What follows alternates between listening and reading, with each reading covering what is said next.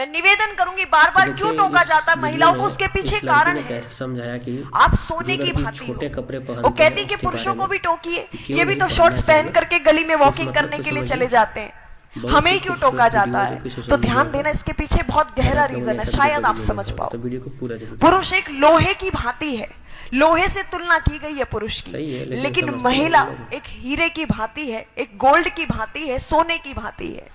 आपने देखा होगा, आप यहां से बाहर निकलेंगे, लोहा आपको कहीं भी पड़ा मिल जाएगा। सही बात है। जहां कहीं भी आपको पता चले कि लोहे का काम यहां होता है, तो दुकान से बाहर पड़ा हुआ है, कहीं भी रास्ते में पड़ा हुआ मिल जाएगा, उसकी कोई देखरेख के लिए सिक्योरिटी वगैरह नहीं है।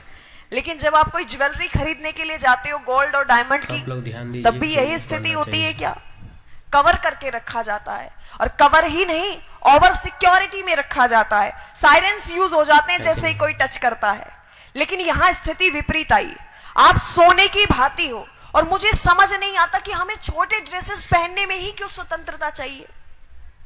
हमें पढ़ने के लिए स्वतंत्रता क्यों नहीं चाहिए, हमें बाहर निकलने के लिए स्वतंत्रता क्यों नहीं चाहिए, हमें कुछ अचीवमेंट्स लेने के लिए स्वतंत्रता क्यों नहीं चाहिए। क्या छोटे कपड़े पहनने से ही स्वतंत्र